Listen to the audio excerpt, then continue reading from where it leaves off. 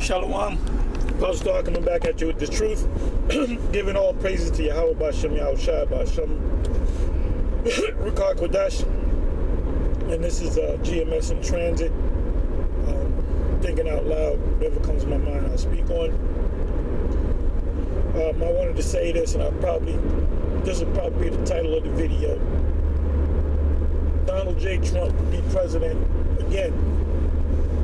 That's my prediction. Not a prophecy. That's my prediction. If you've been watching the primaries, the Democratic candidates going back and forth, it looks to be that Joe Biden, or as Trump will call him, Crazy Joe Biden, will be the nominee. And if he's a nominee, he's gonna get stomped on by Donald Trump, because Donald Trump is going to bring up the fact that he's old. What is he, almost 80 years old? If he's not 80, he's close to 80.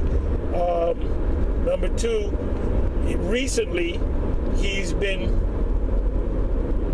involved in a handful of gaffes, which one was his wife was on one side, his daughter, I believe his daughter was on the other side, and he introduced his daughter as his wife and his wife as his daughter. A couple of weeks prior to that, he said that he was running for Senate. So this man's got a bruised brain. And there's medical reports that he had 2 brain aneurysms. So all they have to do is bring up the fact that this man's got a bruised brain. They got the weakest nominee to go up against Trump, and Trump is going to win, in my estimation. So we'll see. But it makes sense that Trump will be president again, because I believe, I damn strongly believe that he's the type of guy, he's the type of cat that will set things off as far as World War III is concerned. And World War III is mentioned all throughout the scriptures, and we've gone through it over and over again. In Isaiah, I believe that's the 13th chapter, and Jeremiah, either the 50th or the 51st chapter, it compares this destruction of Babylon, which is not talking about the ancient Babylon, the pagan Babylon, but this new Babylon, the daughter of Babylon, as being destroyed by fire in comparison to what happened to Sodom and Gomorrah. When you read Genesis, the 19th chapter, it said, and Abraham got up in the morning and looked and saw a smoke, going up into the heavens. And that was the destruction that the Most High brought against Sodom and Gomorrah. There were 5 cities altogether. The 2 major cities were Sodom and Gomorrah. So the Most High gave the prophecies to certain prophets, comparing the destruction of the new Babylon, or the daughter of Babylon, to the destruction of Sodom and Gomorrah. So when you put all these scriptures together, and they're written in different ways, the Most High gave the prophecy to one prophet one way, and gave the Lord gave the prophecy to another prophet the other way. The Most High even gave the prophecy of the Lord coming back in many different ways. And one way, he said that he would be coming back on a white horse in Revelation, the 19th chapter. In the book of 2nd Ezra, the 13th chapter, he said he's going to come in what looks like a mountain. In Daniel, the 7th chapter, it speaks about the Ancient of Days, and that how he's going to come back sitting on the throne, and there's going to be wheels under him on fire. When our Lord came back when it came to Isaiah, in Isaiah the sixth chapter, it said that he came in a gigantic ship and the smoke filled that area. And he said that he saw seraphims, and the word seraphim in the Hebrew means flying serpent, so you can understand. Which these were shuttle ships of the angels that came out of the big ship, the father ship. In Isaiah the 14th chapter, it also speaks about flying fiery serpents. When you go into Hebrew, the word there's seraphim, which are missiles. In that case, it's talking about the actual missiles. And that's all written in a parabolic way, in a symbolic way. And that's why Esau can't get it, because Esau is not Esau is a logical man. He's a literal man. So he reads the Bible and he reads the scriptures. He don't know what it means. But the meaning has been given to us. The Most High have opened up our eyes to see exactly what's going on, and especially Great Millstone. That's the #1 camp out there, Great Millstone. Starting from the apostles on down. Another thing, and I speak on these prophecies over and over again because we're in the time of the end of the last two, well, you could say two major prophecies. There's a couple more prophecies, but two major prophecies. The mark of the beast, which most camps, I'll say all camps, well, some of them teach that the mark of the beast is a chip, but they don't push it. We push it. We constantly push it. We're constantly doing videos on the mark of the beast being a microchip. And you steadily got camps out there saying that it's not the chip. Now, when they actually put up them chipping stations, and you know, you got your followers, they're gonna ask you what are they gonna do? What are you gonna tell them? What the hell are you gonna tell them? Huh?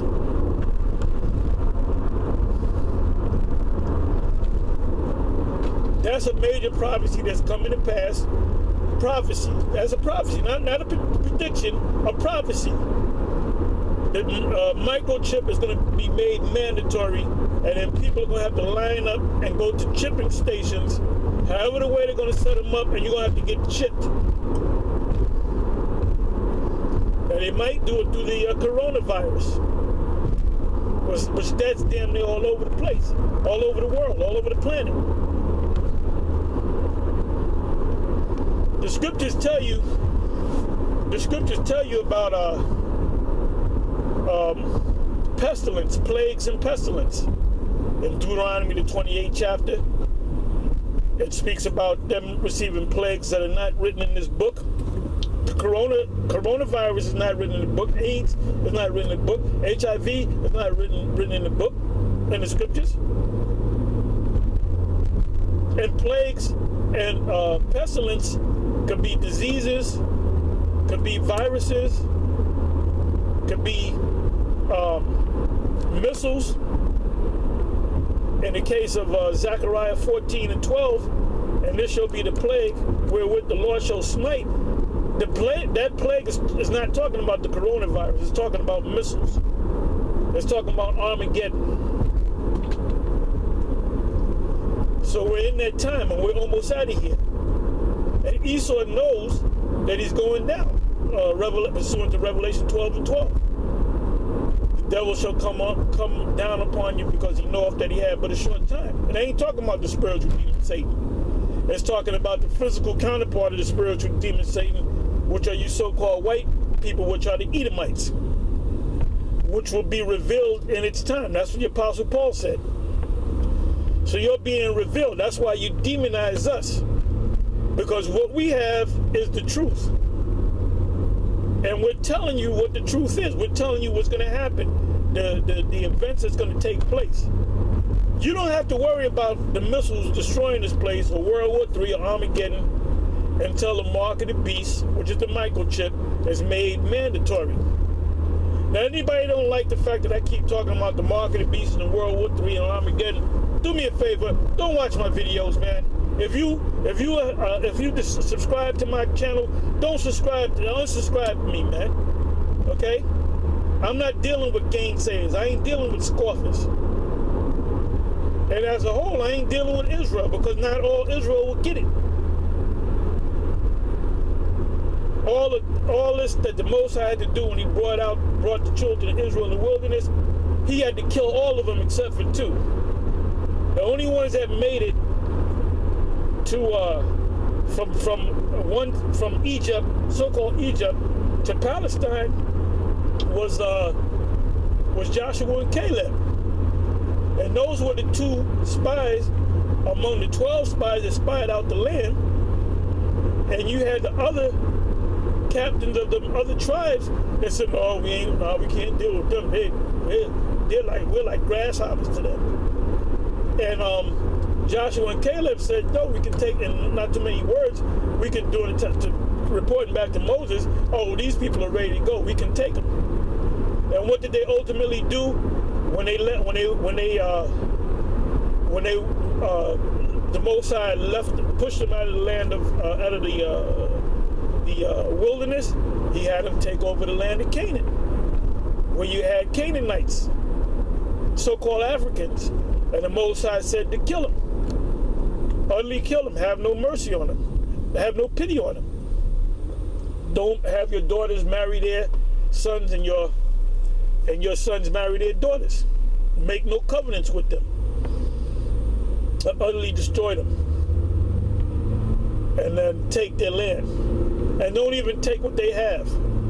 If they have garments, if they have gold, don't even take that. You have one story where one Israelite hit a garment, a beautiful Babylonian garment, and I believe some gold, and they started losing, and it was brought to the attention of Joshua that somebody didn't obey the commands of the Most High, or Joshua, and when they did it by a lot, which a lot is right, casting a lot is righteous. Many years ago, Nate said that casting a lot is wicked. When we brought up the Cornelius thing, you don't believe me? Ask him. When the Cornelius thing was brought up, he among others said that Cornelius is not an Israelite, he's an Edomite. We maintained that he was an Israelite, and therefore we got kicked out of the school. And then I said, well, look, let's cast a lot. And he said that's wicked. Well, casting a lot is not wicked. Casting a lot could be a righteous thing. So they found out who this man, what was this guy's name? Achan, I believe, if I'm not mistaken. Got to go back to that. I remember the story, but in detail, I don't remember the story. But it went down to him and his family, and they killed him, and I believe they killed his family as well, if I'm not mistaken. And they did it by way of burning. So they killed the man, because the Most High gave him the order, look, kill this guy. There was a man that picked up sticks on the Sabbath. And what did they do? Now, when you read, what is that, Numbers 15:35, I believe, 37, about wearing fringes. Now, the reason why the Lord said put fringes on your garment, because a verse or two above that, that's when that man was picking up sticks on the Sabbath. So the Most High said, kill him. They put his ass to death. So he said, well, in the future, put fringes on you. Now, it's something, because when you bend down and pick up sticks, the first thing you're going to see is the fringes.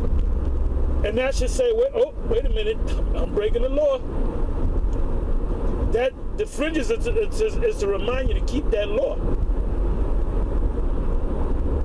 So that came right after this man was put to death for picking up sticks on the Sabbath. Because he bent down, he didn't see no fringes. When he came back, I bet he seen them when he came back in the reincarnation.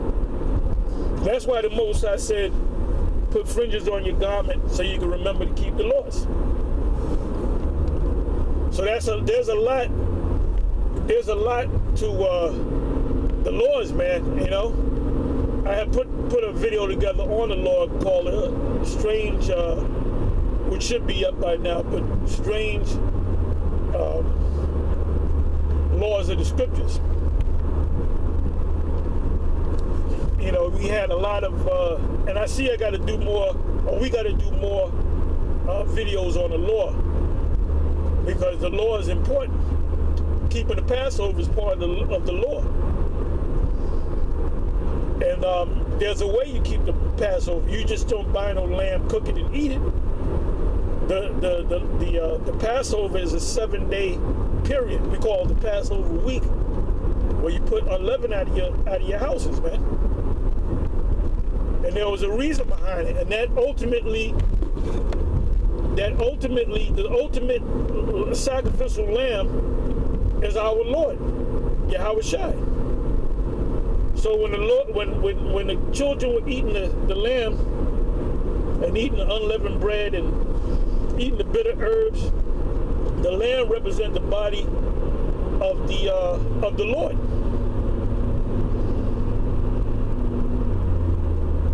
Anyway, that's all I had to say. I just want to say a few words. With that, I'm going to say shalom, and it's on to the next one. Shalom.